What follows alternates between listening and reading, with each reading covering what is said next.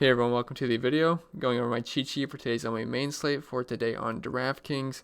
Anyway, before we continue, if you could leave a like, and if you're new to the channel, please hit that subscribe button. It really helps me out and I really appreciate it. I think we can get over 1,500 by tomorrow, so if we can, that would be awesome. And a big thank you to you guys if we do. And also, if you enjoy my content, I post literally every single day. I don't miss a day. I'd recommend hitting that notification bell so you don't miss out on any of my new videos. And before we continue even more, if you are interested, the link in the description below for my Patreon where you can find my MLB sheets. I do updates on there. It's got projections on there, a ranking system, my Slack chat, and also do NFL. The NFL sheet is going to be live now on September 1st. It's the best time to sign up on Patreon on the 1st because that's when they charge you. So it makes sense to want to sign up on the 1st because you get the maximum value for the month. So that is all available in the link in the description below for my Patreon. I am sorry for having to do a plug, but I'm going to do it anyway. So let's get into today's cheat sheet. So at pitching, I don't want to spend all the way up for pitching because this is a Coors Field slate. Usually Coors Field is exempt from the early Sunday slate if it's a Coors game. But they threw it on here today, so that means I want to get some Coors bats in.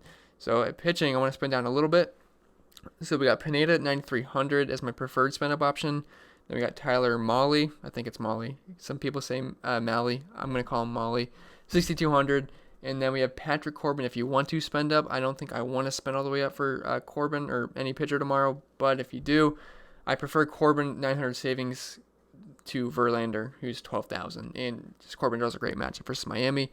So this is a little preview of what's available in one of my sheets for every single day. It's my pitching sheet if it loads. So this is all available every single day. Let me sort this by salary. I don't have the FanDuel salaries on there yet because I'm mostly a DraftKings player, but I do upload that in the morning. So anyway, let's talk about Patrick Corbin up top at 11,900. He's been excellent this season. Nothing not to like at 3.6 xFIP, 28% strikeout rate, 7% walk rate's not bad either. Allows a lot less hard contact than Justin Verlander, less fly ball rate, higher ground ball rate, so I do like that. And he draws an amazing matchup versus the Miami Marlins, who really struggle with lefties. And I will say he's had some success versus Miami this season. I know his last two games versus them, he scored like a 33 and a 26, which is pretty darn good. And if you look at Miami splits versus lefties, these numbers are not good at all. Now, they strike out a lot more versus righties, but their power is very, very low. So they got a 22.3% strikeout rate to lefties, 132 team ISO, 286 team WOBA, 78 WRC+. All these numbers are the worst in the league, except for the Pirates versus lefties, but they're not facing a lefty, so it doesn't matter.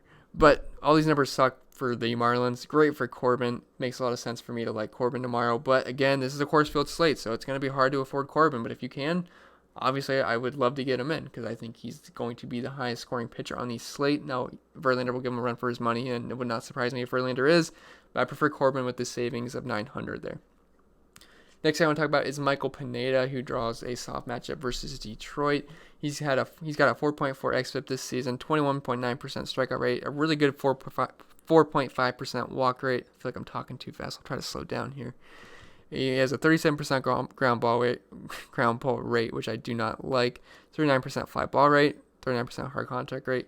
Not the best, but he's actually been a somewhat consistent, solid pitcher this season, usually in the teens. Sometimes he's got that 20-point upside, and I do think this is the matchup for him to have 20-point upside. And at 9,300, I like the savings we get there. If you look at Detroit's numbers versus righties this season, they are abysmal. Once we get over there, I'd love to show you. So they have a 26.5% strikeout rate this season, highest on the slate, 149 team ISO, near lowest on the slate. 283 team WOBA, 73 WRC+. These numbers suck. Great matchup for Pineda. I have no problem with them. He's a good favorite going into this game. I would have no problem firing up Pineda as your SP1 tomorrow. And then if we're going to go all the way down, which I think we're going to have to, if we want some Coors bats, I don't mind Tyler Mahle here. He's only 6,200. Michael Wacha just had a pretty decent... No, I'm sorry. Not Michael. Wrong thing. Just forget what I just said. Tyler Mahle, 6,200 versus the St. Louis Cardinals. He's having a decent season. 3.82 xFIP, 24.3% strikeout rate, 6% walk rate, 30% fly ball rate. He's a high ground ball guy. I like these. The only thing he struggles with is the lefties, but he should see a decent amount of righties in this matchup, which I think makes him viable, especially at 6,200. And he's going to allow us to fit in the Coors bats. I only want 10 points from him. I think he's got upside for more, But I'm really just shooting for 10 to get some heavy bats in here. He's much better versus righties. If you can look at these dramatic splits versus lefties, he's allowing a 374 WOBA, 258 ISO, 19% strikeout rate. When it comes to the righties, you're seeing a lot of green bars down here, and a lot deeper greens than you see from most of the guys down here. Only allowing a 282 ISO, or WOBA, 117 ISO, 28.1% strikeout rate, only a 15% fly ball rate to righties, and a 52% ground ball rate to righties. I like Tyler Mahle here at 6,200. I think he's a little too cheap. And if you look at the Cardinals numbers versus righties, it's not the best matchup in the world, but it's not the worst either. And if we just have to look at the price. This is a price play, not like an amazing pitcher play. 23% strikeout rate to righties this season for the Cardinals. 158 team ISO, 306 team WOBA, 87 WRC plus. I think it's a solid matchup, solid price. He's my favorite pitcher tomorrow just because of the price, and he's going to allow us to get the Coors bats in. All right, enough of pitching. Let's dive into the bats now. And I'm sorry if I look tired. I just had a 3-hour fantasy draft today for football, and I'm so tired. But we'll power through this. So catcher, we have Gary Sanchez, 4,600. He's coming off a double dong day, right, versus Homer Bailey. Sean Manaea, now he hasn't pitched in a while. He's coming off the injured list, so it's not a good thing to do to have your first game back versus the Yankees. Yankees have an implied run total of over 6. I love Gary Sanchez tomorrow. He's a little too cheap, 4,600. I have full confidence in the Yankees tomorrow. Jason Castro at 3,500 versus Spencer Turnbull, who will struggle with lefties. He tried bullpen's bad. Twins smash. Always love the Twins. And like I tweeted the other day, if you're not stacking the Twins every night, you hate fun. So I would recommend trying to get a twin stack. Then Jeff Mathis at 2,000. I love punting catcher, and he should be in the lineup versus a lefty, and Kikuchi's not a very good pitcher, and we're in Texas, so Jeff Mathis makes all the sense in the world to fit in some higher-end bats elsewhere. At first base, we have Josh Bell, 5,700 versus Jeff Hoffman. Jeff Hoffman is not the best pitcher in the world versus lefties or righties. Let me pull up his splits really quick. So Jeff Hoffman this season, 7.81 ERA, 5.19 xFIP, 23% strikeout rate, not too bad. When it comes to the lefties, though, 234 ISO, giving up 344 WOBA. Does have a really nice 28% strikeout rate to the lefties, but still, power is going to give up. And we're in Coors. And to righties, he sucks versus righties. 452 WOBA given up, 395 ISO, 18% strikeout rate. I think you can fire up the entire Pirates lineup. And we're in Coors Field. They've been smashed on in Coors, so like everyone for both sides of the plate here. But Josh Bell has been much better versus righties this season. G-Man Choi, 4K. He's been hitting well recently, and Putco is not a very good pitcher. The Rays have an implied run total of, I think it's near 6. I might be wrong, 5.8. But I think the Rays are a sneaky stack. I don't really have many listed, but I don't mind them tomorrow versus Putco. And Choi's a little too cheap here. And then Joey Votto, 3,700. I believe Miles Mikolas is the pitcher, so I think I'd messed something up in the Fangraphs thing.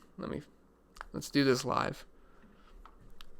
Yeah, I'm pretty sure he's pitching the night game. So let me just delete that, and then it should pop up as Miles Mikolas, and it does. So there we go, we fixed it. So okay, Votto versus Miles Mikolas, who will struggle with lefties. He's a little tough on righties, but Votto's a little too cheap here, 3,700, facing a righty. And then second base, Adam Frazier at 5K. He's very, very expensive. We usually play this guy when he's around 3,500, but he's in Coors Field. Pirates have been mashing here. Frazier's good versus righties. He makes a lot of sense. I will say he's very expensive, though. Then Hanser Alberto, 4,100. He's a guy I like playing versus lefties, and he's coming off a really nice game. He had 25 points. Duffy will struggle with the righties in terms of power given up, lower strikeout rate to them. So I don't mind going with Hanser Alberto. He should be leading off, and he's been pretty good versus lefties this season. And then we have Luis Arias at 3,900 versus Spencer Turnbull, who is just cheap Twins lefty exposure here. Then at third base, Nolan Arenado at 5,600 versus Steven Brault. Arenado is basically a lock when it comes to facing a lefty in Coors, especially below average lefty. So absolutely think Arenado is a must tomorrow. He should homer. He's the top home run call of the slate. Colin Moran, 4,800, facing a righty, and that's when we like Moran when he's facing a righty because he's a lefty. He's 4,800, decently cheap compared to most of these Pirates bats, so I don't mind going with Moran. And Toro Hernandez, 2,800 versus Zach Godley. He's really cheap here, and Godley will struggle with lefties this season. He's the long reliever for the Blue Jays tomorrow. Astros have one of the higher implied run totals. Toro's a little too cheap here at 2,800. He's got upside, so I don't mind going with him. Although I will say you can't play him in Arenado, so you have a tough choice to make there. Then Trevor Story, 5,700 versus Steven Brault. Obviously, I like all the righties for the Rockies here. Bolt is not the best pitcher in the world. Story in his career has crushed lefties in Coors Field. He makes a lot of sense to me. Jorge Polanco, 4,700. Cheap Twins exposure to Spencer Turnbull. Elvis Andrus, 4,400. Decently priced righty in Texas, facing a bad lefty in Kikuchi. And the Seattle bullpen's not very good. It's Texas. I like him a lot tomorrow. High-end outfield, we have Starling Marte, who's been crushing righties this season, and Jeff Hoffman's been terrible versus righties. So I really like Starling Marte if you can afford him. 5,900 though, man, it feels gross paying 5,900 for Marte, but not saying he's a bad player or anything, but he's in a smash spot here. Absolutely love him. Love the matchup. I don't love the price though. Max Kepler, 5,100. I love Max Kepler. You guys know that. If you're new to the channel, I play Max Kepler more than any single person out there. So I love Max Kepler. I've been beating that drum all season, and it's been a really nice drum beat to be on. So gonna like him here versus Turnbull. Aaron Judge, 5,200 versus Chaminade. Judge has been great recently. Obviously like Aaron Judge. Mid-range outfield, Michael Brantley, 4,900. Again, if you're new to the channel, I love Michael Brantley and Max Kepler. I play those guys a ton. Those are two of my favorite players in the entire league. Godley sucks versus lefties. Michael Brantley's elite versus righties. Don't mind him at all. I wouldn't say he's a mid-range outfielder, but I make the rules here, so I put him there. Then Jorge Soler, 4,600 versus Aaron Brooks, who's not a very good pitcher. And Soler has crushed righties this season. The Baltimore bullpen's bad. Don't mind Soler. Eddie Rosario, 4,500. He's a little too cheap here. He should be betting cleanup versus Turnbull, and I like the Twins, so I have to like their cleanup man, Rosario. Then in the value outfield, again, Desmond's not really a value guy, but I was running out of room, and I love Desmond tomorrow. He's one of my favorite bats. He's a core play for me. Facing a lefty, he should be betting cleanup. He makes a ton of sense tomorrow. Then Josh Van Meter, Josh Van Goat, another guy I play a lot, and he's going to be facing Miles Mikolas, who will struggle with lefties. Melky Cabrera, if he's in the lineup, don't mind him in Coors, 4,100.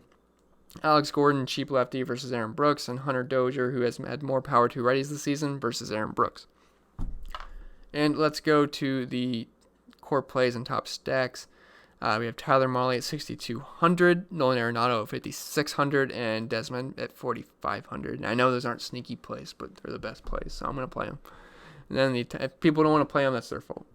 And then top stacks are the Rockies, the Pirates, the Twins, the Yankees, the Astros, the Rays, and the Royals. Gave you guys a lot of stacks there, but obviously love the Rockies the most, and the Pirates and the Twins. The rest are more secondary stacks, and they should be lower owned. And that's going to do it for the video, guys. Hope this was helpful for you. Remember, in the access to the cheat sheets are in the link in the description below. You can follow me on Twitter at ChrisPennell16. I think I forgot to say that earlier, so that sucks, but I'm not redoing the video. So, yeah, I'll see you guys in the next video. I hope you guys have had a great weekend. Enjoy Labor Day weekend, and, yeah, see you guys in the next video, even though I said that twice now.